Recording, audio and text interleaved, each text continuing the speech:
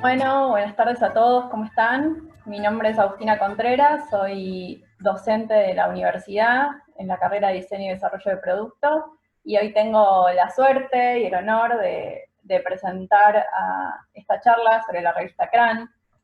Para los que no la conocen, es un medio editorial que abarca contenidos de diseño, arte, disciplinas visuales y comunicación y desarrollo en su exposición el aspecto productivo editorial como un elemento diferencial de proyecto con variedad de tintas, papeles y efectos complementarios de impresión. Ha sido declarada de interés educativo nacional por el Ministerio de Educación y Ciencia y Tecnología de la Nación en 2003 y ha sido declarada de interés educativo y cultural por la Municipalidad de La Plata.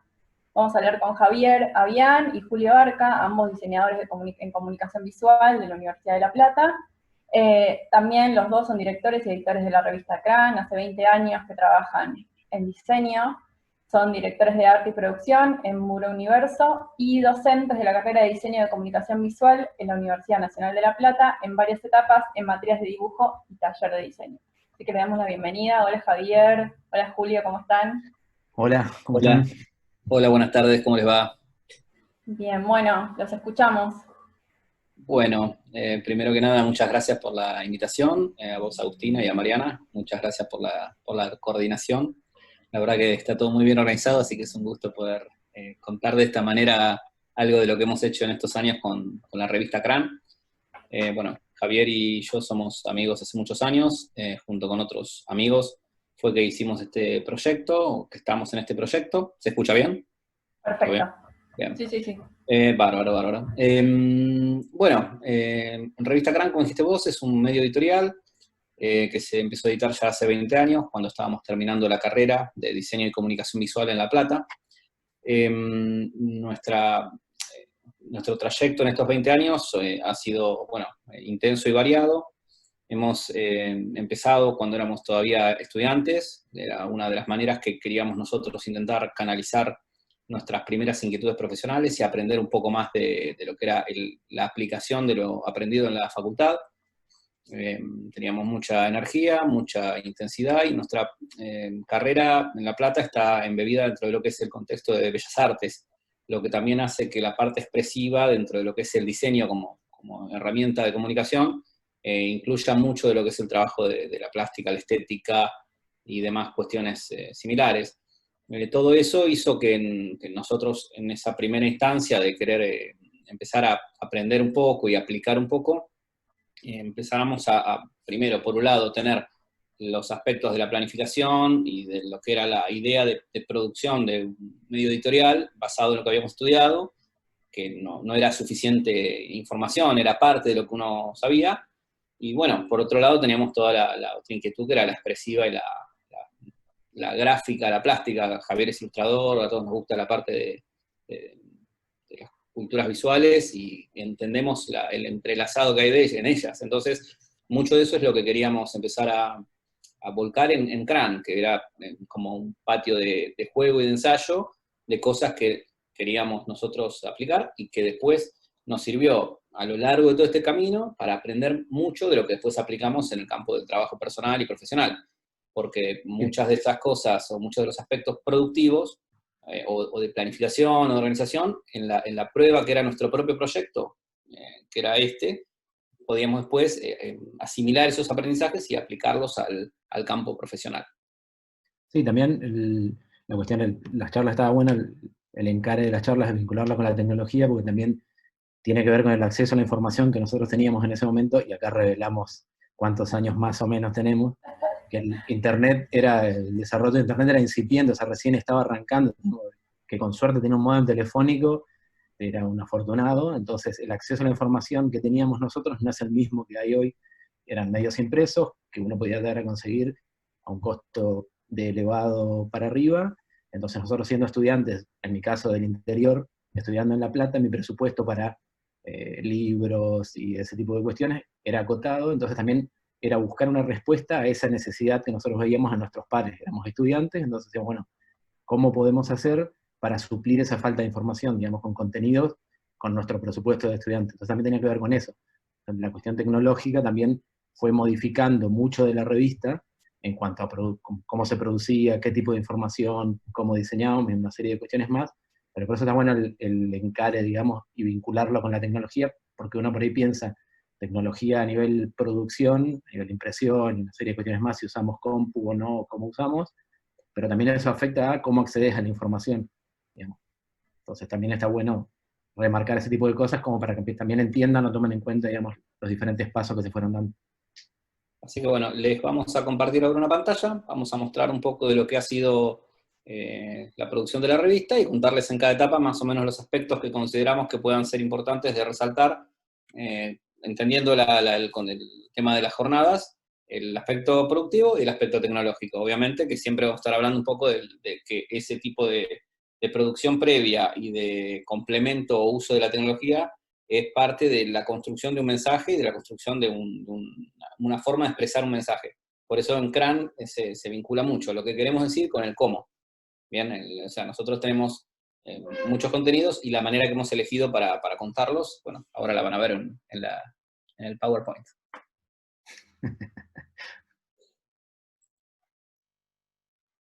Bien. Esta es la portada. ¿Se escucha bien todo? Sí. Sí. Bueno, acá como les comentábamos un poquito, el tema es ubicarnos en el inicio, ¿no? En el año 1929 empezamos a proyectarla, estábamos terminando la carrera, tiempo después salió el primer número, pero en nuestro contexto laboral inicial, por eso estamos en estas jornadas que muchos estudiantes las escuchan, que estarán en etapas similares a las que estábamos nosotros cuando empezamos esto, ¿no? Julio, sí. ¿estás compartiendo la pantalla? Porque nosotros no la vemos. Ah, ¿no la ven? Ah, qué bueno. Es la edad, chicos, es la edad que hace que uno no. Ahí va. Me faltó un botón. ¿Ahí estamos? Ahora sí, perfecto. Qué gran. Yo dije, capaz que estabas haciendo una introducción y no quería... Sí, no pensé lo mismo. Quedó bien. Igual después la gastada que me voy a comer, ni les cuento. Bueno, a ver, ahí se ve bien, perfecto. Ahora sí, ¿no? Sí, ahora sí. Ven la pantalla verde y yo los veo a ustedes. Bueno, entender esto, ¿no? Nosotros empezamos a trabajar en esa época, el aspecto tecnológico determinado por el software y las computadoras que teníamos a mano para trabajar, más las herramientas manuales, lógicamente, a ver, era muy diferente al actual en cuanto a las capacidades, pero bueno, en su utilidad y en su función no era tan distinto. Pero bueno, antes que eso hicimos un proyecto y una planificación dentro de lo que queríamos nosotros lograr como pieza editorial y cómo queríamos insertarnos dentro del contexto que podíamos llegar a distribuirnos y a llegar al receptor. En ese sentido, nosotros tenemos una línea editorial o una manera de encarar el proyecto que tenía que ver con esta idea de ser abiertos y convocantes, de poder llegar al mayor público posible, digamos, no dejar afuera a un estudiante, intentar abarcar la mayor cantidad de personas afines a las disciplinas visuales que pudieran querer ser nuestro receptor. Pero Sí, bueno, eso también nos determinaba a nosotros tener una serie de particularidades en cuanto a los costos, los valores y la forma de llegar que fueran accesibles para esas personas. ¿Okay? Sí, en cuanto a línea editorial también tiene que ver también con qué contenidos incorporábamos a la revista. Nosotros no queríamos bajar líneas, o sea, nunca fue nuestra intención, digamos, de decir, bueno, el diseño es esto, nosotros tenemos esta visión de diseño y esta es la que va. Sino todo lo contrario, digamos, de sobre una temática incorporar la mayor cantidad de voces posibles para que el lector pudiera ejercer su crítica y decir, bueno, tomo esto de este autor, tomo esto de aquel, tomo esto de este otro, y armo mi propio combo, y en base a eso, bueno, voy desarrollando, o voy creciendo, o voy incorporando herramientas. Tenía que ver con eso también el tema de la línea editorial abierta. No le cerrábamos la puerta a nadie, al contrario, digamos. La idea era convocar a la mayor cantidad de voces posible. Exactamente. También porque tenemos una visión de la profesión, una visión de este tipo de cosas muy horizontal, ¿no? Donde todos podamos trabajar, Martín lo decía hace un rato, en cuanto a las reuniones que ellos hacían en sus salas de reunión cuando proyectan algo, ¿no? Intentar participar e incluir muchas ideas y bueno, más allá de no estar siempre de acuerdo en todo, poder hablar sobre ciertos temas. Y eso por un lado. Y por otro lado, tuvimos una decisión en cuanto al camino estético, ¿no? Que queríamos tener, al camino artístico, cómo hacer el arte de la publicación, siendo que estaba apuntado a diseñadores, a comunicadores, artistas. Entonces, son gente acostumbrada a producir trabajo visual y a consumir trabajo visual. Entonces, entendíamos que el lenguaje y la manera de atraerlos en cuanto al buen trabajo artístico de la revista era fundamental. Pasaron por acá. Fundamental para que el receptor, en este caso diseñadores o artistas, tuvieran empatía con la revista y se conectaran y se engancharan y quisieran seguir viendo más. Para eso entendíamos que la variedad era importante y por eso pusimos algo ahí como el no sistema, que era la manera en que nosotros reflejábamos nuestra visión de los sistemas editoriales. Los sistemas editoriales o los sistemas de diseño tienden a definir normas y constantes. Nosotros teníamos la idea de hacer una pieza donde las constantes de diseño fueran mínimas y las variables fueran mayores. Entonces eso nos proponía un desafío de diseño a nosotros importante y a la vez una manera de atraer al receptor, ¿no? Sí, Entonces, también nos bueno, daba muchas libertades, digamos, a la hora de diseñar, que era lo que nos interesaba, digamos. Estábamos en formación todavía a nivel diseño y teníamos ese ímpetu y esa energía de querer meterle y el tema del diseño y experimentar, por eso en la primera placa decía laboratorio, tiene que ver con eso, que todavía hoy nos sigue pasando en algunas cosas, es decir, queremos investigar, queremos aprovechar, queremos probar, queremos estar testeando cosas, ver si funciona, si no funciona, incorporando nuevas herramientas, digamos. También tenía que ver con eso. O sea, éramos como una mega esponja que estábamos queriendo absorber todo lo que encontrábamos en nuestro camino. Por eso es y lo que para dice el definir, tema de las tapas y notas, que dicen no tradicional, porque justamente lo que decía Julio, no lo encarábamos, o sea, no encarábamos tanto la revista y cada nota que diseñábamos como una nota tradicional, lo que uno podía encontrar en una revista que tuviera a la mano siempre por ahí nuestra referencia cuando empezamos a hacer el relevamiento previo, fue siempre obviamente tipográfica, que estaba ahí era como tener la virgencita ahí arriba para nosotros, la revista tipográfica, pero tenía un tipo de diseño que nosotros considerábamos que no era muy seductor al público de estudiante que nosotros apuntábamos, digamos.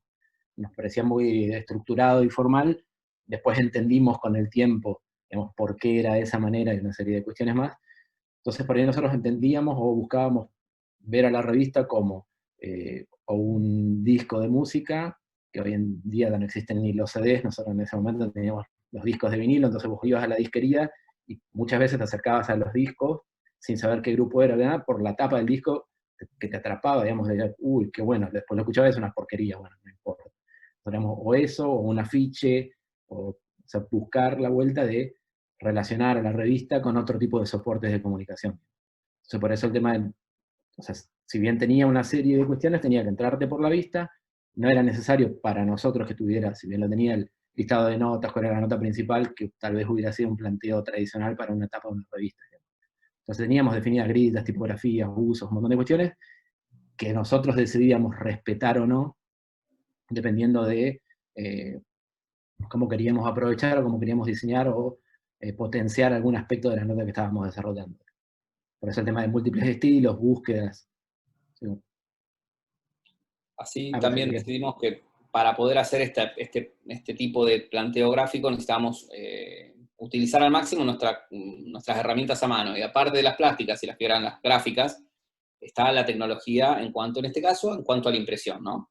Entonces, en toda la primera etapa de la revista, ahora van a ver algunas cosas, nos planteamos aplicar técnicas complementarias de tecnología como un elemento de refuerzo semántico o de refuerzo en el diseño de tapa. Entonces así aplicamos relieves, figuras caladas, tintas especiales, lacas sectorizadas, recursos que el diseño gráfico, que el diseño de impresión tiene, que nosotros no conocíamos, ni siquiera estaban a nuestro alcance económico, porque éramos un equipo chico, si bien éramos varios en el grupo, éramos 4 diseñadores que habíamos iniciado, más una persona en contenidos, que es Andrés Muglia, que es alguien fundamental en el proyecto, que le dio todo un trabajo equivalente a lo que estamos contando en la parte de contenidos, más otros tantos colaboradores, pero éramos un grupo no teníamos capacidad de inversión. Entonces, bueno, ahí es donde el recurso humano nuestro y nuestra gestión hizo que algunas cosas de las que podían sumar y completar la idea se pudieran dar a través del canjes publicitarios, otro tipo de financiaciones, cosas que hacíamos en paralelo a nuestro día a día de vivir y trabajar del diseño y nuestras cosas. Entonces, bueno, la tecnología fue fundamental en ese sentido y la producción. Yo ahora les voy pasando algunos ejemplos como para que vean, no vamos a detenernos en todos, pero para que entiendan, ¿no? Una cuestión importante para resaltar fue el formato. Ese es un formato que parece un cuadrado, tiene 22 por 21, es casi un cuadrado, Y esta elección justamente surge del planteo que les hicimos recién de cómo queríamos que sea la revista en cuanto a su propuesta estética. Pero el formato sale de un análisis tecnológico, capacidad de páginas que puede uno obtener de un pliego de imprenta. Sí, el aprovechamiento del pliego. Claro, un aprovechamiento de pliego. Entonces uno dice, bueno, ¿cómo sé eso? ¿Lo estudio? Sí, también voy a la imprenta, hablo con el gráfico, resuelvo qué valor tiene una tirada, una cantidad de impresión. Entonces, si de un formato de pliego nosotros podíamos sacar 8 páginas tradicionales A4, teniendo un pequeño desperdicio, nos dimos cuenta que haciendo un doble distinto, nos dimos cuenta, nos dijo el gráfico en su momento, podíamos sacar 12 páginas en este formato cuadrado, que a la vez respondía a nuestra propuesta de diseño, que podíamos trabajar en horizontal bien lograda entre 2 páginas, que nos permitía originalidad, más en el momento, porque ahora se ve, a ver, el diseño se ha expandido tanto que se ve el diseño no convencional y una serie de cosas se ven un montón hoy en día, pero hace 20 años, si bien había mucho, quizás todavía este tipo de formato resaltaba un poquito, por lo menos muchos, en un momento que la revista fue intensa, reconocían el formato. Así que bueno, esta es la primera etapa. Sí, nos sirvió como eso también para ir planteando nuestra identidad a lo largo del tiempo, porque durante mucho tiempo el CRAM era la revista cuadrada, digamos, a eventos, a congresos, estábamos en una librería o algo, y la manera de reconocerlo de manera sencilla, digamos, para la gente era la revista cuadrada, porque la mayoría de las publicaciones, digamos, tenían el formato tradicional vertical, digamos, entonces en formatos estándar o A4 o alguno por el estilo, que tenía que ver con eso. Entonces también nos sirvió como para ir planteando y gestando algunos detalles de nuestra identidad. Ese es el número 1, que en ese momento nos habíamos planteado para hacerla accesible, hacerla al valor de costo, sin generar un ingreso de valor, de ganancia, intentando generar la ganancia con la publicidad, cosa que, bueno, eso es para otra charla, pero el anecdótico, fíjense que dice 2 pesos, ¿bien? Ahí abajo a la derecha, 2 pesos argentinos, que eran $2, todavía en esos últimos es días. lo que más le está llamando la atención a todo el mundo, aparte que dicen que es muy linda, están comentando el precio. Gracias Sí, por lo que es la idea linda. original era que fuera gratuita, porque el objetivo Claro.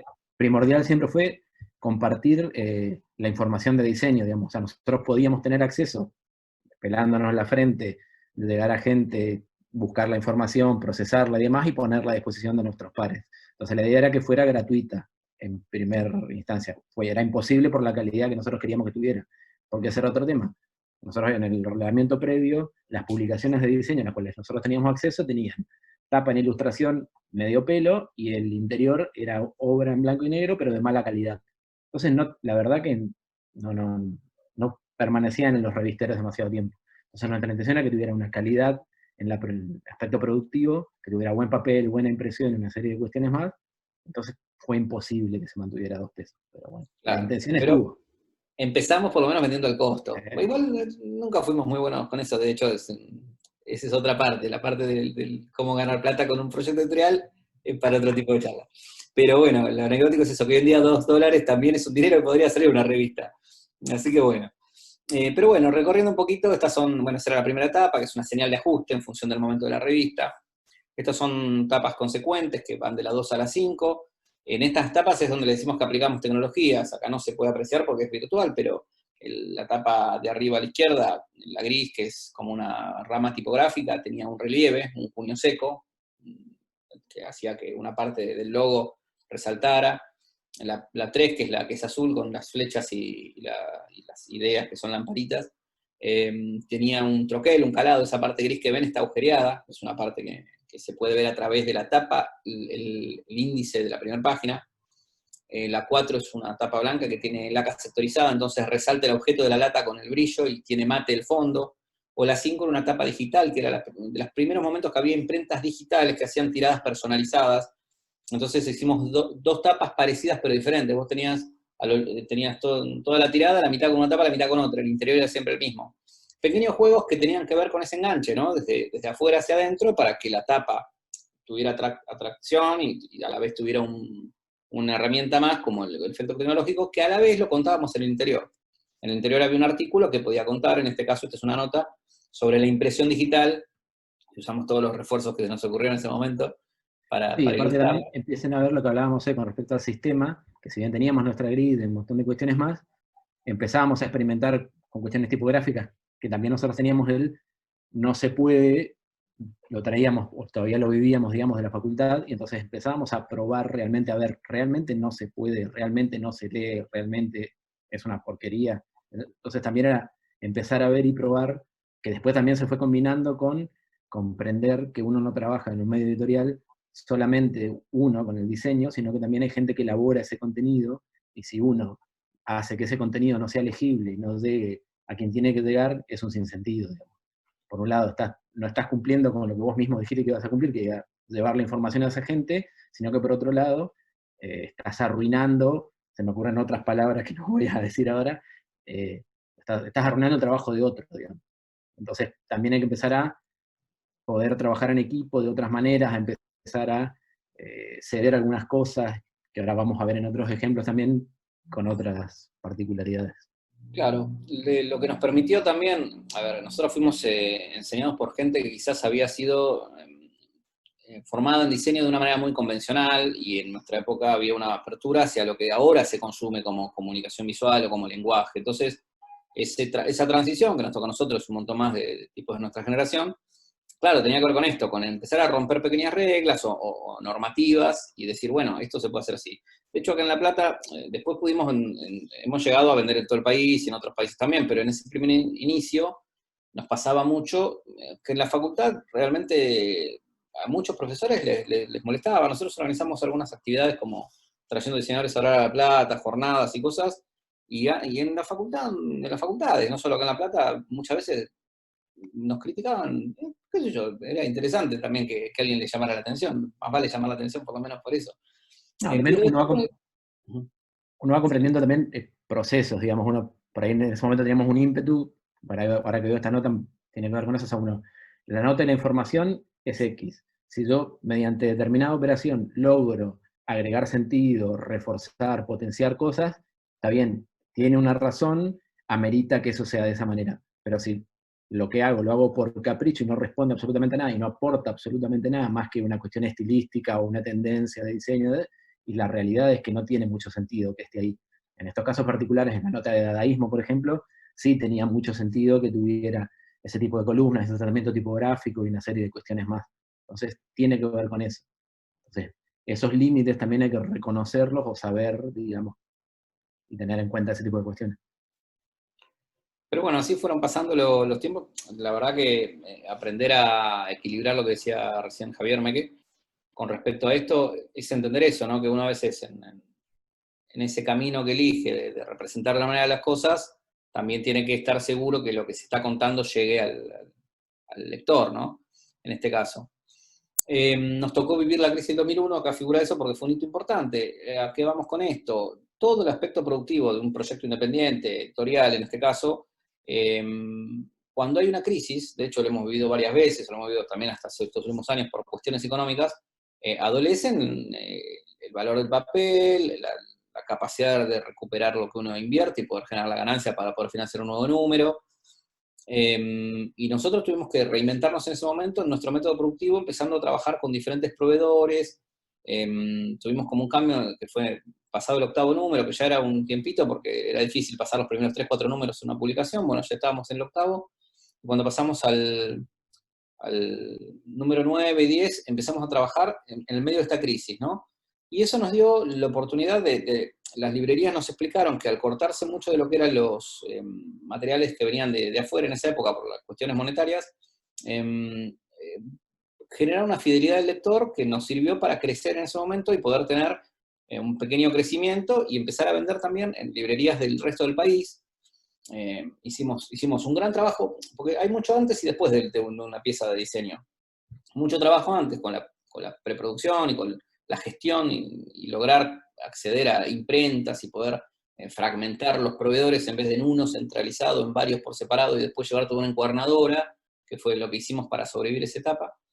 Y después logramos que, salida la revista, poder empezar a vender en lugares que el material que estaba viniendo no estaba llegando porque venía de afuera, y esa pequeña crisis que hubo acá nos permitió expandir un poco a lo que fue el resto del país y poder vender en Córdoba, en Misiones, en Corrientes, en Capital, en varios lugares, en Buenos Aires, en Bahía Blanca, en Mar del Plata. Bueno, fuimos encontrando pequeños nichos por todos lados para que le interesaba conocer, ¿no? Y se amplió un poco, bueno, la propuesta, ¿no? Empezamos también a tener más cosas, más gente con la que conectarnos, más cosas de las que hablar, incorporamos más páginas, incorporamos color. Estas son más tapas. Y acá, si ustedes recuerdan la placa que había otras 4 tapas al principio de esto, empiezan a ver lo que decía Javier, de las tapas tipo disco, digamos, que cada tapa fuera distinta totalmente a la anterior. Y cada diseño de un artículo fuera distinto totalmente al anterior, era parte de la manera de poder evolucionar gráficamente que nosotros buscábamos. También funcionaba, en ese sentido, la revista, nosotros queríamos que aparte de dar información, que también funcionara como una especie de catálogo o reservorio de ideas, estilos, y una serie de cuestiones más, digamos, porque nosotros hoy en día te metes en internet, que es lo que tenés, y ves, buscas estilos, referencias, cosas que no tiene que ver con voy a copiar tal cosa, sino con de qué manera solucionó una persona este problema similar al que tengo yo, de comunicación. Entonces decir, bueno, puedo utilizar determinado tipo de estilos, tengo ilustración, bueno, dentro de la ilustración misma, qué tipo de estilos, qué tipo de recursos, una serie de cuestiones. Esto que está mostrando Julio ahora, que tiene que ver con, hay algunas características que tiene la producción de la revista, que es por un lado la terquedad de quienes la hacíamos, y por otro lado, las herramientas que usábamos. A nosotros nos tocó la transición de hacer todo a mano en la facultad, a empezar a usar la compu. Entonces, nosotros teníamos una idea que era hacer, en este caso era esto, que era alguna especie de perfumero, un concepto en su momento. Entonces, no teníamos computadoras acordes como para tener un programa 3D para poder hacer lo que quisiéramos. Entonces, armar todo esto también era un proceso que era interesante, digamos, para poder incorporar herramientas o maneras de abordar diferentes problemas de diseño que teníamos en ese momento. Entonces, con lo que teníamos a mano, nos las arreglábamos para hacer las diferentes cosas que teníamos intención de hacer. Pero también tiene que ver con la tecnología o el acceso a la información. Hoy en día con Internet está buenísima, por un lado, pero por otro lado también nos torna vagos, por decirlo de alguna manera. Porque como tenés todo resuelto, vas y buscás y tenés una ilustración vectorial, tenés una foto de buena calidad, terminás haciendo lo que el medio o la información que conseguís te permite. Y por ahí no terminás haciendo lo que vos tenías la intención de hacer o el objetivo primordial que tenías de antemano. Entonces te terminás amoldando lo que más o menos encontrás. Entonces, el hecho de poder hacer este tipo de cosas nos dio ese ejercicio que lo fuimos llevando, potenciando, digamos, a lo largo de la revista y después de la práctica profesional. Sí, es parte de lo que nosotros también intentamos como ganancia personal del proyecto, ¿no? Y esto también me gusta trasladarlo a la gente que está estudiando, o que está empezando, o que hace cosas. En todo este tipo de cosas uno tiene una serie de funciones, pero tiene un rédito propio, que hay cosas que hacemos en la profesión y en el diseño para ganar dinero, hay cosas que hacemos para aprender. Y bueno, para nosotros Scrum fue eso, ¿no? Es eso todavía. Digo, fue porque estamos hablando de cosas hace mucho tiempo y ahora estamos en una etapa diferente. Estos son más interiores para que sigan viendo que hacíamos unas cosas medio espeluznantes. Pero bueno, realmente, bueno, también había un debate entre todos nosotros en cómo diseñar y qué diseñar, que también es un enriquecedor. Quizás con el tiempo empezamos a aprender más unos de otros y a estar más de acuerdo, ¿no? Y aparte, con el tiempo también el proyecto crece y no siempre para donde lo proyectás o no sabés para dónde va a crecer, sea lo que sea que vos hagas. Entonces a veces tenés que aprender sobre la marcha y te doma. A nosotros nos domó un poco el proyecto porque había notas que después nos obligaban a ser más respetuosos de quien estaba siendo reflejado en la nota, ¿no? Y ser un poco más prolijos, no bardear ahí porque ya bardeamos en otro lado. Hubo un antes y un después de la columna de 2 centímetros. Claro, hicimos una columna de 2 centímetros o menos muy cerca del margen. Y se decía encima. Que quienes habían redactado la nota después nos insultaron, por no usar otra palabra, hasta en colores, porque era ilegible, era insoportable esa columna de texto. Nos quería matar. Acá estamos viendo también un poco de ilustración aplicada, digamos, todo lo que está en la revista y todo lo que hemos hecho, lo hemos producido 100%, nosotros o gente amiga que nos ha colaborado, ¿no? Pero digo, mostrar el proceso y decir, bueno, esta etapa que tiene una ilustración bárbara, que tiene un sentido conceptual, que está explicado también en el momento de la revista, tiene un atrás, que es todo esto, ¿no? Viene un tipo y releva, porque hay un contenido que contar, hay una estética que llevar adelante, hay otro que dibuja, que se lo hizo Ariel Burgart, el Rulo, que es un colaborador del Día Cero, un amigo nuestro, y después se combina todo y se ensambla la pieza. Todo esto lleva una producción, un tiempo de planificación, una serie de participantes hasta que se logre el objetivo, que posteriormente después va en la pieza una imprenta que complementa con otras cosas que uno le pide y después llega a la gente. Ahí todo un caminito, ¿no? Y ahí, bueno, en el medio hubo muchos dilemas de comunicación. Esta nota tapamos el autor, que es el mismo que la diseñó, que es Fabián Carreras, un amigo nuestro de Capital, que es si no lo conocen, Fabián Carreras, busquen contenido de él, un tipo que es bárbaro, es re didáctico, una persona bárbara, que ha sido también muy importante. Se le dio por tapar los títulos y las bajadas de la nota. Quería tapar la nota. Él había escrito una nota sobre un proyecto de Córdoba, que era sobre unas postales, que las postales hablaban de cosas tabú, de cosas que costaba hablar. Entonces la idea era que estaba hasta dónde se podía hablar, hasta dónde se tapaban las cosas. Bárbara la nota, bárbara la idea, bárbaro el concepto. Fabián, diseñando para Crán en este caso, amigo nuestro, conocía el proyecto, flasheó, dijo, listo, tapo todo, ¿viste? No, pará, Fabián, no podés tapar lo que escribiste, que es lo que necesitamos que la gente lea, que es lo que contás de Postal Social. Pero nosotros en Crán, él decía, nos gusta hacer estas cosas, sí, pero, ¿viste? Y son esos, qué sé yo, son dilemas lindos que a uno le van dando en la parte creativa del proyecto, que convive con todas las demás. Negociamos y quedó esto. Y bueno, la nota está bárbara y lo que cuenta está buenísimo, y la idea en el título se entiende y alcanzaba. Pero bueno, esos debates son interesantes, el aspecto creativo, bueno, lo exigió.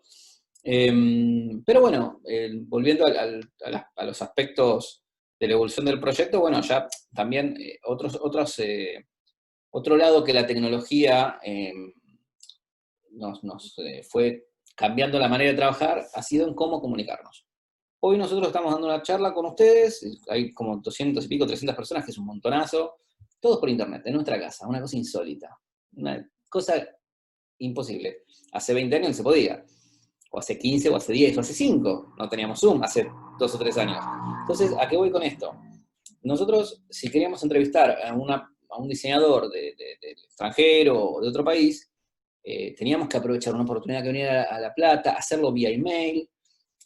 ¿A qué voy con esto? Que toda la tecnología que ha permitido y ha agilizado la comunicación nos ha permitido en los últimos tiempos acceder a un montón de gente de esta manera. Email, mandar archivos en alta resolución, bajarlos, entrar a diseñar un tipo que está en España, un tipo que está en Alemania, te hace los fondos de una nota que diseñás en Buenos Aires, que la mandás a imprimir a La Plata, para que la lea un tipo en Corrientes. Entonces, esa parte es la que la tecnología tiene que ser un aliado del sentido del proyecto, ¿no?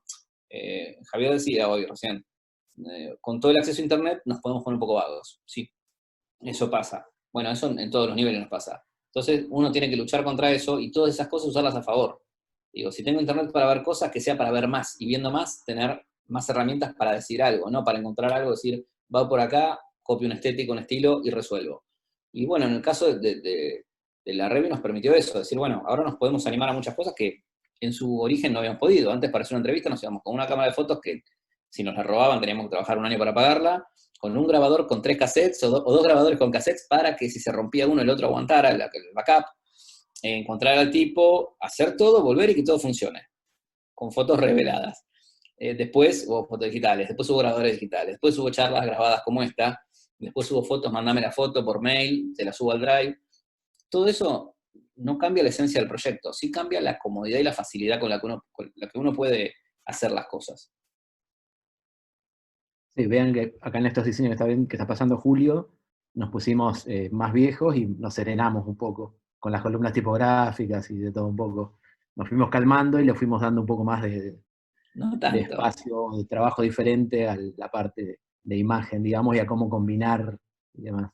Pero no tanto por el tema del tiempo, si bien tenía que ver con lo que la revista estaba diciendo, sino con el tema de la cantidad de tareas que uno tiene que hacer. Al seguir siempre un proyecto chico, independiente, paralelo a nuestras fuentes de vida, que son muy variadas las de cada uno de nosotros, a veces no había tanto tiempo para hacer un diseño en el que podía estar una semana trabajando 6 páginas de un artículo y teníamos que hacerlo en 2 días. Porque el resto de los días estábamos haciendo cosas para que esta etapa salga. Esta etapa es una etapa que para mí es una de las más lindas que tenemos.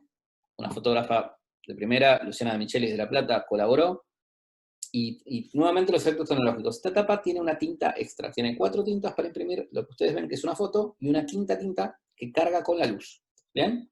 Entonces, cuando esa tapa está expuesta a la luz, hace como una carga, fotosensible.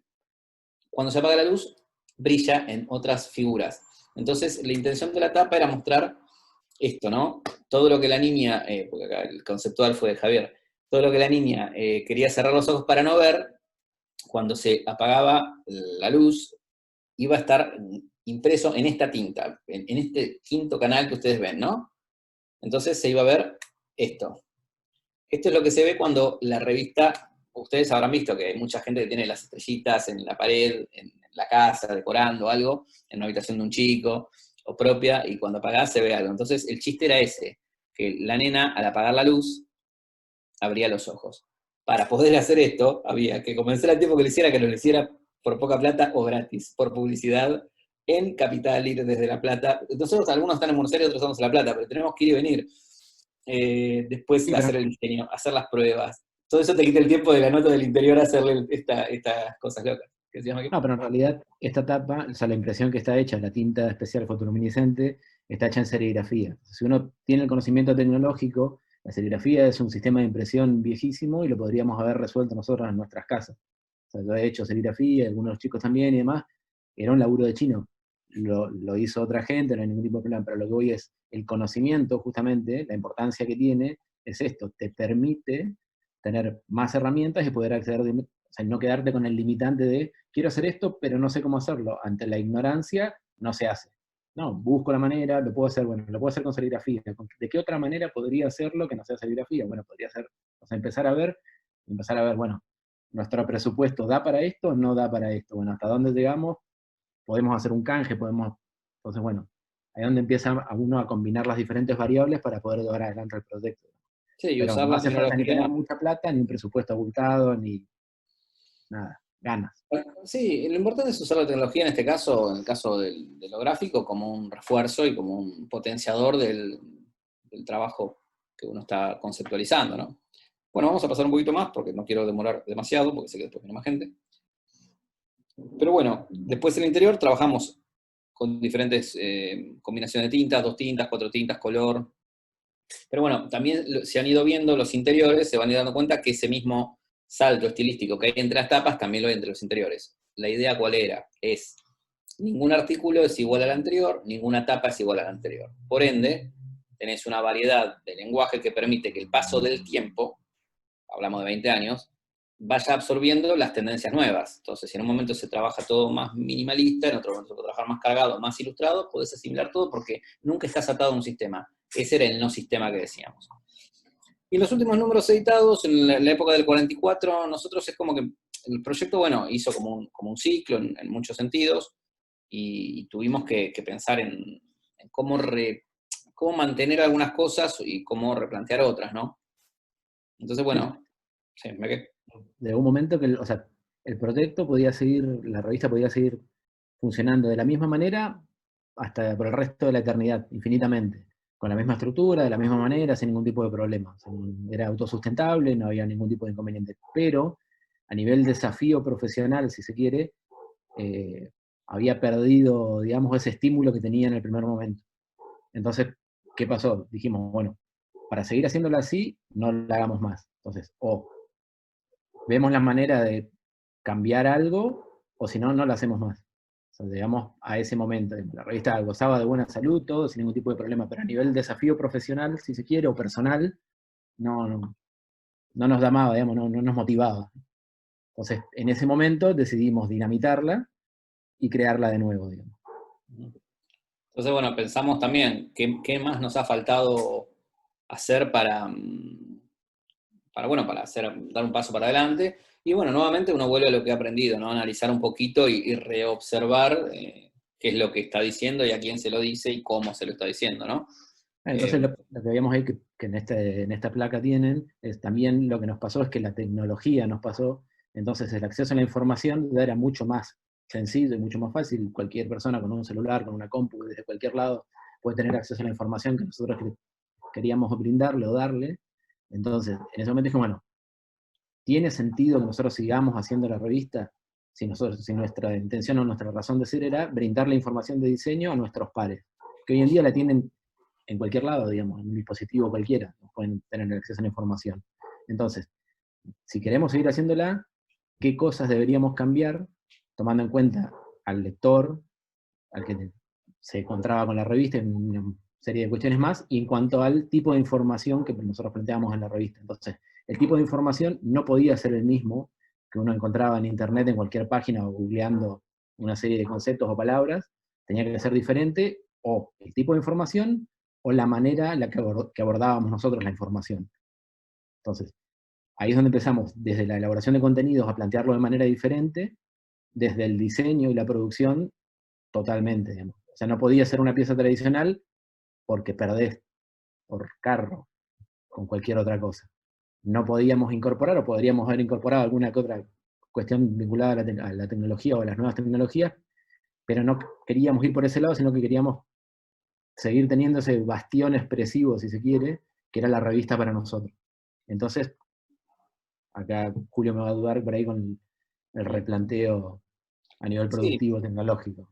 lo que pasó fue que empezamos a pensar qué había pasado en todo este tiempo, hasta dónde nosotros dijimos que queríamos tener la incorporación de cosas nuevas, no entrar en ciertas rutinas, justamente porque el lector, el que se dedica a consumir esto, que es un par nuestro, como somos la mayoría acá, necesita ese estímulo de que la pieza, objeto, revista, en esa pertenencia que le genera, le diera algo más. Entonces, bueno, se nos ocurrió hacer algo que realmente fue una locura, que es como muchas de las producciones de Cran, ¿sí? Un detalle, el que estaba en la placa anterior. Teníamos que hacer algo diferente con lo mismo. Claro. No sé si estaba en esta o en la otra. O sea, tenemos la misma cantidad de pliegos, la misma cantidad de tinta, Claro. las mismas imprentas, todo lo mismo, pero tenemos que hacer algo distinto. Totalmente. Teníamos, es como decir, bueno, tenemos 72 o 96 páginas cuadradas. ¿Qué hacemos ahora con esto? Entonces, se nos ocurrió, si ustedes ven esta tapa, es la tapa de la Cran 45, es como las demás. Pero en verdad, sí, la tapa fue como las demás.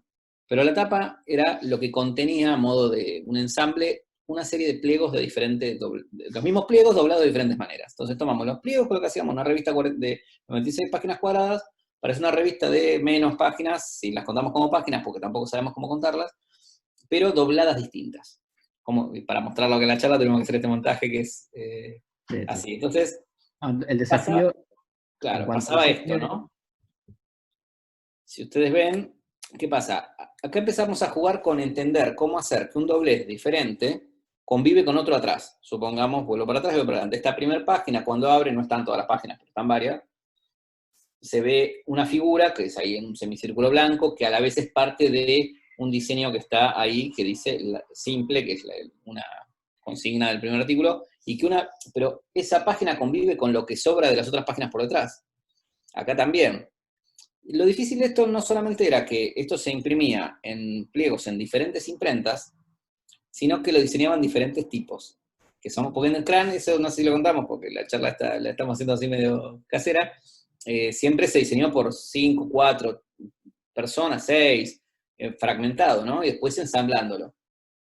Entonces teníamos que pensar cómo darle a cada diseñador su pedazo, nos incluimos en ese equipo, que a la vez después convivía con los de los demás, que después iba una imprenta, que se dividía todo en partes, se imprimían, en 3 o 4 imprentas, para después juntar todo e ir a una encuadernadora, que es la parte más difícil del mundo, si les toca un día, hayan tomado ribotril, porque los muchachos de la encuadernadora siempre nos han querido matar, pero ahora nos querían matar en serio.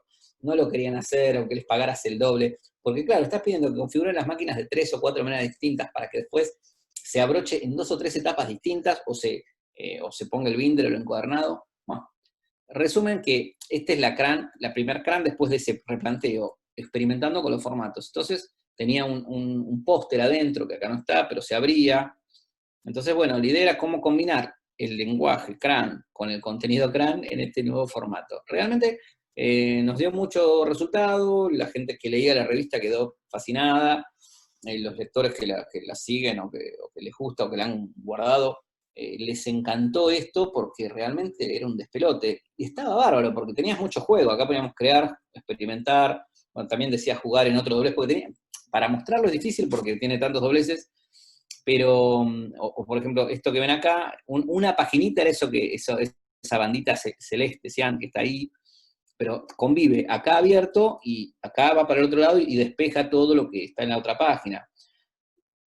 realmente fue hermoso hacerlo, casi quedamos locos.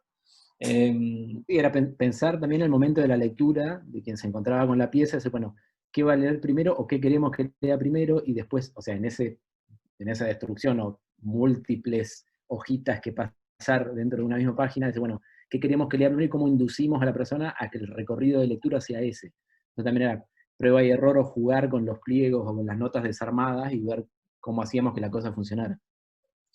Y después hicimos el número 46, que hace algo parecido, pero trabajamos más en horizontal. Mantuvimos siempre la tapa como elemento contenedor, como lo que agarraba todo, ¿no? Entonces también, la 46 tenía toda una serie de dobleces, adentro tenía un mini librito, que es esto, que era un manual de cómo entender esto que estamos haciendo, básicamente, que es eso que están viendo ahí. Igual, pues siempre las editoriales de cada número tenían un formato muy particular, digamos, que Andrés Muglia, que lo nombró Julio hace un rato, tiene mucho que ver con eso. Entonces, para este número, o para esta etapa, digamos, a él se le ocurrió que la editorial tenía que ser un manual explicativo de eso que nosotros estábamos haciendo. Cómo meterse cráneo en la cabeza. Acá nos falta meter algunas imágenes más, pero el ancho de la revista, toda abierta, ahora que tengo una, ¿se ve mi imagen ahí chiquita o me veo yo solo? No, ¿me ven, no? Sí, se ve. Cuando la abrías toda, en la página central es así de ancha, ¿no? No sé, que es como 80 centímetros. Una porquería re incómoda realmente. Bueno, las librerías no les gustaba para nada porque, a ver si está el manual acá. Las librerías no les gustaba para nada porque no tenían cómo ponerle los displays, cómo transportarlas. A veces llegaban con algún tipo de falla por el transporte porque embalarla era difícil. Bueno, eso fue la CRAN 45-46, que pasamos a esta etapa que está contando Javier. Y después, bueno, llegamos al número 47, que fue el último número editado en papel.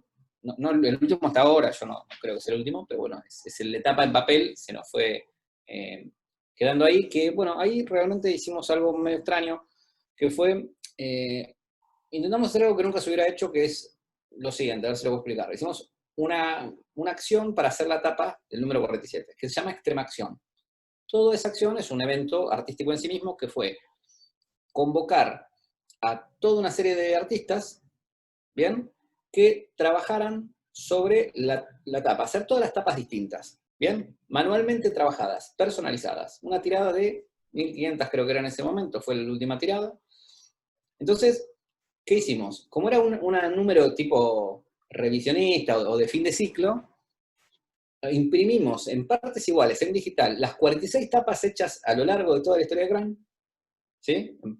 Las 46 tapas las reimprimimos, las usamos como tapas del interior, que siempre era el mismo, del número 47, y esas tapas agarramos muchos artistas, varios artistas amigos nuestros, y después otros, porque no nos alcanzaron, y les hicimos trabajar manualmente arriba, con stencil, con acrílico, con fibrón, con bisturí cortando, con no sé si con óleo, pero con acrílico seguro, pintura. Bueno, juntamos una serie de personas para trabajarlas. Entonces, la idea ¿cuál era? Que cada tapa de la CRAN 47, no, es así, cada tapa es distinta. Nadie tiene una CRAN 47 con la misma tapa que otra persona. Porque puede ser una anterior, trabajada por, no sé, Luxor, que es un pintor de acá, y otra pintada por Leonardo Gauna, que es un dibujante, ilustrador, y otra puede estar trabajada por Pierella, que es un pintor, o estenciliada por alguien que hace graffiti, o caligrafiada por alguien que hace caligrafía. Entonces, todas las tapas, cada persona que recibiera y comprara una CRAN 47 iba a tener una pieza única, que era una intervención de un artista sobre una tapa de CRAN. No sé si se entendió, es complejo. Sí, sí. Bueno, creo que acá lo... Entonces, esta es parte de toda esa producción que fue Extrema Acción. Que hicimos, bueno, ahí ven todas las tapas que se hicieron de CRAN, ¿no? Ven que están todas, hay una parte abajo que parece que falta un archivo, que es donde estaría la tapa de la 47, que no existe, porque la tapa de la 47 son todas las tapas distintas. No sabemos, yo no sé que alguna revista en el mundo haya hecho todas las tapas personalizadas, distintas y manuales. Todo esto inició con una actividad, una convocatoria, que juntamos a los artistas amigos que habíamos logrado convocar, los juntamos a todos, les dimos cerveza, lógicamente, y les pusimos música, y llevaron cosas y se pusieron todos a trabajar ahí. Y de repente estaban trabajando ellos, algún amigo, una novia, un vecino, alguien que pasaba. Entonces, eran los pliegos de las tapas que lo estaban trabajando. Todo eso ustedes ven, es en un centro cultural que se llama Calle 1, acá en La Plata. Toda la gente trabajando sobre las tapas. Esas tapas, todas trabajadas, en todas las variedades que se les ocurran. Este es un muchacho que hace fileteado, que es una bestia lo que labura, es un fenómeno. Bueno, haciéndole fileteado a cada tapa. A él le tocaba, no me acuerdo si le tocaban 14 tapas. Tuvimos toda una tarde, ¿no? Tocó una banda, comimos. Pero todas estas tapas nosotros pues las llevábamos, así trabajadas, todas apiladas, a la encuadernadora para que la encuadernadora con cada tapa intervenida encuadernara un número 47. Fue un laburo de chimpancé, pero fue hermoso, realmente fue una experiencia para nosotros ver todo ese trabajo que habíamos hecho en años, vuelto a interpretar por un montón de gente amiga, y acá tengo las que me guardé yo, que me encanté, las que más me gustaron. Sí, aparte en algunos casos la logística era complicada y divertida por otro lado, porque nos encontrábamos, sabíamos que nos íbamos a encontrar en algún congreso con alguno de los que queríamos que trabajara, le dejábamos las tapas y sabíamos que después nos íbamos a volver a encontrar en otro congreso, en otra parte, y nos hacíamos de nuevo de las tapas. Bueno, también esto, porque encuadernábamos 500 para salir, y después fuimos encuadernando de a 150 en la medida que recuperábamos tapas. Esta está toda escrita, esta la hizo Andrés Muglia, que es el... Sí, y no todas se hicieron en el mismo lugar, algunos la serigrafiaban encima, otros hacían letterpress y demás, entonces no podían llevarse la máquina para hacer las cosas ahí y demás, pero bueno, se hicieron en diferentes momentos. Esta recordada en la etapa 4. Esta etapa tiene 1000 años. Una de las que más me gusta. Así que bueno, eso fue también fue una manera de nosotros, ¿cómo decirlo? Hemos tenido a lo largo de los años siempre una idea que es que bueno, esa que están viendo ahí, me la encanté porque me gustó demasiado, no la puse a la venta. No sé si que sabía, que no me puse. Sí, sabía, gordo. Y bueno, ya alguna me tenía que quedar. Y ahí acá van a ver en chiquito la tapa original y en grande la trabajada. Entonces también son algunos ejemplos que pusimos. La idea es esa, digamos, nosotros siempre pensamos que las temáticas proyectuales, vos podés ser arquitecto, hacer muebles, hacer ropa, hacer diseño gráfico, no sé, ser pintor, pero están todas entrelazadas las disciplinas, y muchas veces nosotros tenemos una especialidad, pero tocamos de oído en otras y nos combinamos con gente y disfrutamos de compartir conocimientos o de interactuar. Entonces, en el diseño a veces se intenta segmentar demasiado las cosas, o limitar un poco la incumbencia de uno en otra tarea. Que por un lado se entiende, pero tampoco hay que ser cerrado. Entonces, un poco lo que Kant siempre quiso decir es eso, todos estamos más o menos parados de la misma manera, nada más que caminamos quizás con diferentes capacidades, pero no porque seamos diseñadores no podemos pintar, o no porque seas pintor no puedes hacer una marca o un volante. Quizás lo hagas mejor, quizás lo hagas peor, pero que podés. Y bueno, es un poco nuestra idea y querer reivindicar un poco eso, ¿no? Quitarle la limitación, por lo menos hoy en día, que se ha ampliado todo tanto, hay tantos campos de trabajo y hay tantas cosas para meter mano, que por qué decirle a alguien que, no sé, porque no se dedicó a dibujar de chico, no puede empezar a dibujar a los 30 años si quiere, no, nos gusta intentar pensar de esa manera. Y también generar un poco de comunidad fuera de la virtualidad, digamos, también.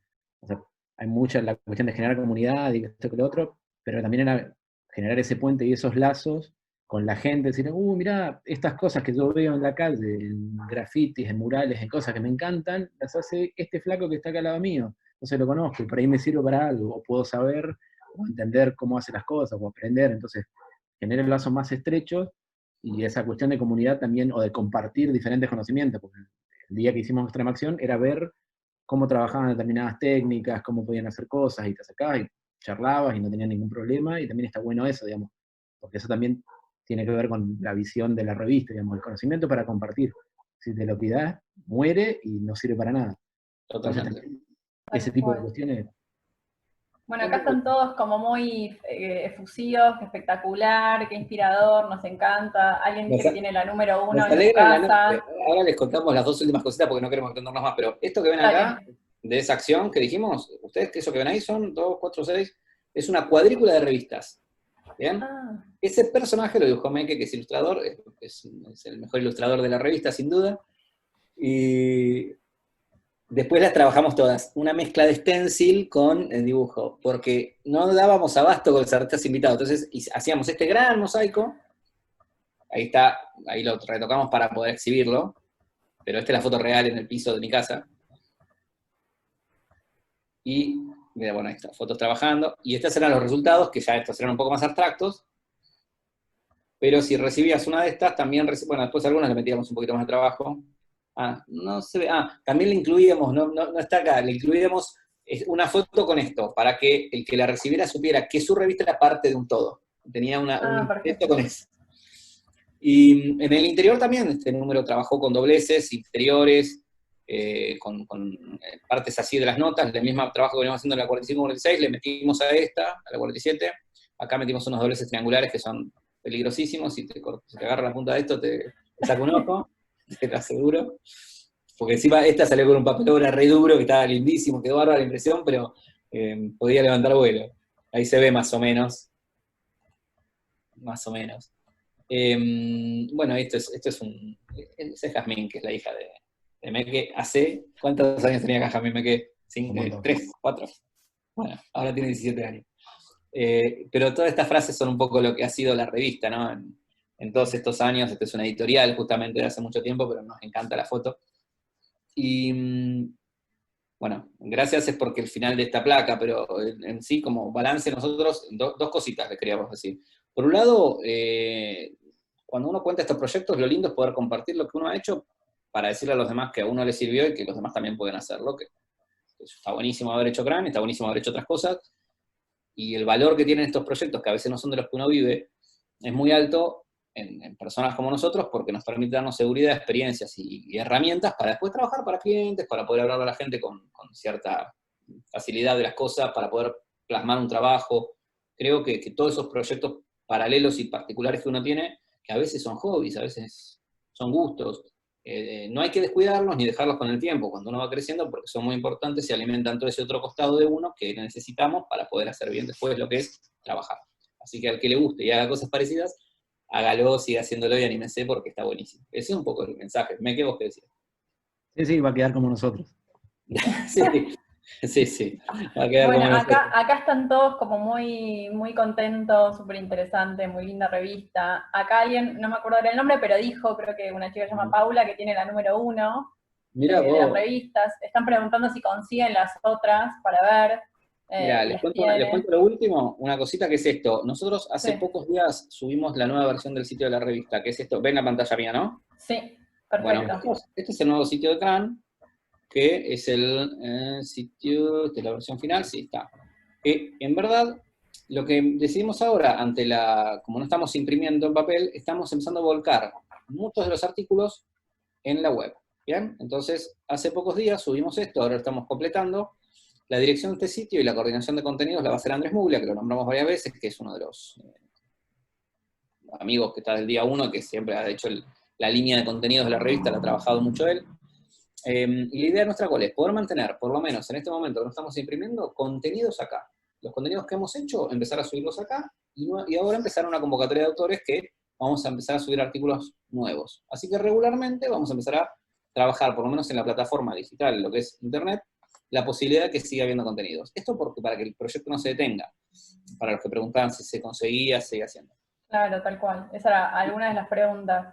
Y bueno, a mí me parece muy interesante que se pueda ver, más allá de este trabajo en equipo que repiten todo el tiempo, el tema del concepto y del mensaje que hay detrás de una idea y de cómo se puede, sobre todo porque lo interesante del proyecto es que ustedes lo hicieron cuando estaban estudiando, digo, para todos los chicos que están acá, que están en el último año de la secundaria o que están estudiando una carrera que tiene que ver con el diseño, pensar en que las posibilidades son gigantes y que pueden hacer un montón de cosas, y es como súper inspirador para ellos también ver estas posibilidades. Y acá hay algunas preguntas que hicieron, que hay una que se repitió mucho, que es ¿por qué el nombre? Y algo particular que preguntaban era si, ¿cuánto influyó el Señor de los Anillos en el nombre? Pregunta acá alguien. Bueno, voy con la explicación del nombre, que es la pregunta que nos hacen siempre. Que hoy en día no corre tanto. El CRAN, en realidad, que nosotros lo pusimos 2N por una cuestión de ajustes de diseño y una serie de cuestiones más, el CRAN es una muesca que tiene el prisma tipográfico, que sirve para alinearlo, cuando uno está componiendo en el componedor, digamos, antes de imprimir tipográficamente con los prismas metálicos en origen. Claro, para los que no saben, es cuando se armaba antes, para imprimir, se armaba letrita por letrita y se iba armando toda la composición de la página, y eso después se entintaba y sobre eso se hacía presión y se imprimía.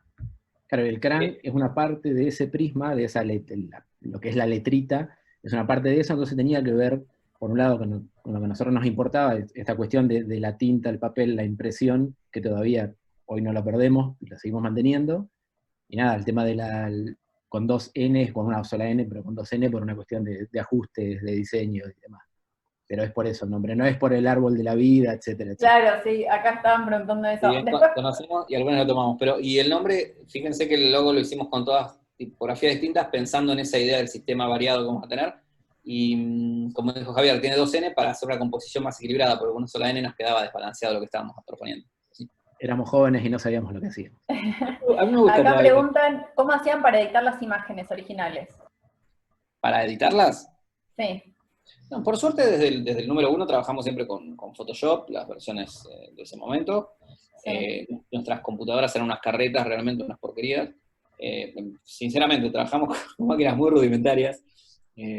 Estaban las nuevas y las otras, y las más chotas que eran las nuestras. Pero lo trabajamos así con mucha curiosidad, con cómo poder editar, ¿no? Escaneábamos cosas, fotografiamos y escaneábamos lo fotografiado, o alguna imagen virtual que uno podía tener, más algo que uno podía crear vectorial en la máquina, y después una edición. Casi toda la edición de lo que es imagen se trabajaba en Photoshop.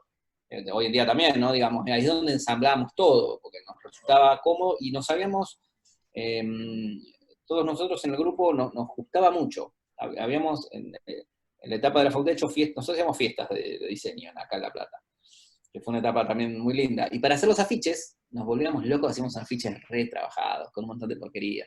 Entonces, quiero decir, habíamos hecho mucho ensayo con ese otro proyecto para aprender a utilizar la herramienta Photoshop, que nos permitió después en CRAN poder diseñar así. Así que Está muy edición, bien. Photoshop y con mucha mezcla de cosas. Está bien. Acá preguntan, ¿cada cuánto salía la revista? Si era mensual, si Cada era 2 meses. bimestral. Claro, Cada 2 más o meses. menos, Era bimestral. cada 2 y pico. 4 números al año fue el promedio de los años que anduvimos con constancia. Después tuvimos inconstancia, pero bueno, sí, más o menos 4 al año, que se manejaba una suscripción, y las librerías también podían a los compradores asegurarle lo que les llevaba. Está bien. Después preguntaban acá si el contenido, los tópicos que abordaban desde la lectura se vinculaban con lo visual. O sea, en síntesis, ¿qué contenido buscaban transmitir además de la innovación en el diseño? Siempre cultura visual, pero bueno, diseño gráfico, diseño tipográfico, audiovisual, cine, siempre el diseño gráfico era como el eje, ¿no? ¿Me quedé vos que estabas mucho en contenidos? No, eso, o sea, tratábamos de buscar temas, o sea, en ese sentido tomábamos por ahí en primera instancia la grilla que teníamos de nuestra formación en la facultad. Entonces había contenidos históricos, o sea, había biografías, una serie de cuestiones que tenían que ver con la parte histórica para ver o conocer. De hecho, hoy cuando Julio hablaba sobre el formato de la revista en sí, si uno ve la revista Versacrum de la Asociación Vienesa, tenía formato cuadrado, y eso es el siglo pasado. Entonces, Claro. inventamos la pólvora. Pero también, o sea, el contenido histórico por eso, digamos, para ver y entender de dónde y venimos. también estaba pensado en el público, digo, pensando también en el diseño de algo, ustedes estaban pensando en algo que le iba a leer a alguien que tenía ciertos intereses, ciertas inquietudes, y estaba pensado a partir de ese público al que ustedes le estaban hablando. Sí, teníamos, digamos, había como una estructura de contenidos que tocaba las diferentes partes, entonces podía ser desde algo vinculado a cine, animación, etcétera, que tuviera que ver con ese lado, diseño gráfico, tipografía, podía haber algo más vinculado a la plástica o a la comunicación en cuanto a estructura de contenidos, notas que tuvieran que ver con eso, y después cada uno que diseñaba, o cada grupo, o al comienzo lo hacíamos en tándem de a dos, diseñaba, digamos, y utilizaba los recursos gráficos que mejor le parecían para potenciar o destacar alguna cuestión que tuviera que ver con la temática en particular. O sea, no era arbitrario o caprichoso el diseño de una nota, tenía que ver con el contenido. Claro. Acá tengo una última que hacen, es ¿qué tal fue el cambio entre una revista de formato física a una página en internet? ¿Qué sienten que cambió? Es relativo. La verdad que, a ver, el objetivo siempre es el mismo, que el contenido no muera y que llegue a la gente, porque por más que uno, o sea, el contenido que no circula y no se comparte no tiene sentido. Entonces, en ese sentido, de esa manera la página sirve, las redes sociales hoy en día sirven, que están en este plan de retrabajar ahora, porque hemos tenido poca actividad en los últimos tiempos, ahora empezamos con la página a tener actividad en las redes, así que esta charla nos vino bárbaro para refrescarnos la cabeza, ¿no?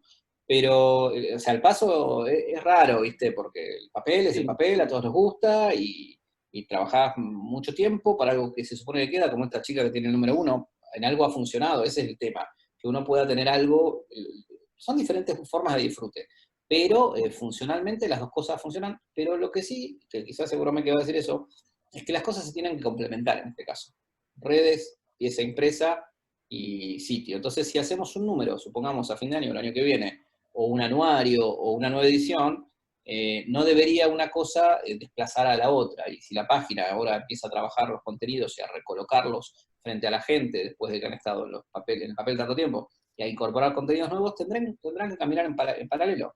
Pero sí, obviamente que es muy distinto. Si me das a mí, me encanta el papel, me encantaría poder sentarme a hacer la pieza impresa, que por ahora está en pausa. No significa que no tengamos planes, porque los tenemos, pero la parte digital permite eso, que quizás hoy estas 200 y pico personas que escuchan, hay una serie de contenidos que pueden llegar a verlos en la página y leerlos hoy o mañana o pasado. Y ese es el golazo, que el que escribió hace 5 años, hace 10, o hace poco, una nota, le pueda llegar a alguien que hoy en día tiene 20 años y esa nota que se la escribió una persona hace 20 años. Y quizás hoy en día con eso aprende un montón a esa persona, o ve algo distinto. Esa es la idea. Sí, es que forma parte de la esencia, digo, de reinventarse que tiene la revista y que fue cambiando año a año.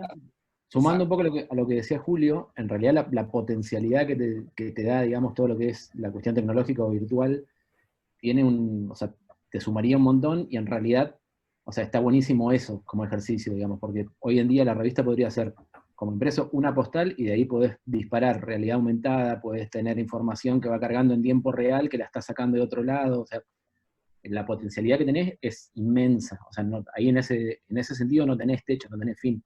Y si lo llevamos por ahí a lo que nosotros teníamos en la revista impresa, vamos a suponer, en los primeros tiempos nosotros hacíamos una nota con un estudio de animación. ¿Y cuál era lo que nosotros veíamos como negativo? Estábamos hablando de un estudio de animación que hace cosas que se mueven, y la revista es estática. Entonces, hoy en día, tranquilamente vos podés incorporar realidad aumentada de un montón de cuestiones más, que justamente podés tener videos, podés tener la parte de la entrevista, hablando con la persona, que son un montón de cosas que en el recorte, vamos a suponer, nosotros hicimos la nota con Rubén Fontana cuando cerró Tipográfica. Y la nota en sí, la entrevista, que es buenísima, son como 2 horas, no sé cuánto es un montón. Y hay info que se pierde, que está buenísimo, que es en la cocina de la entrevista, que por ahí en la nota no puede entrar y se quedó afuera. Y tal vez puedes aprovechar recursos tecnológicos para tener todo eso aprovechado de diferentes maneras. Así, bueno, así se convive, ¿no? Y vaya a saber uno que va después. Bueno, pero es como lo decíamos antes, es parte de la esencia de la revista que nunca muere, tiene como esa reinventarse todo el tiempo. Nada, les quiero agradecer muchísimo por el tiempo, por haber compartido todo esto con nosotros. No, de verdad, muchísimas gracias. Las gracias de parte nuestra, obviamente, y bueno, a vos, Agustina, y a Mariana, que coordinaron esto. Está muy bueno cómo está organizado, estuvimos viendo cuando hacen las pausas, la verdad, las felicito. Y a todos los que están viendo, nada, gracias por el tiempo, porque la verdad que no hay nada más lindo que hacer algo por contarlo, y bueno, qué sé yo, se siente lindo, y es la retribución que uno tiene con estos proyectos. Bueno, muchísimas gracias a los dos. Y bueno, esperemos ahora unos minutos que enseguida arranca una charla nueva. Muchas gracias. Gracias a todos. Gracias a ustedes. Adiós.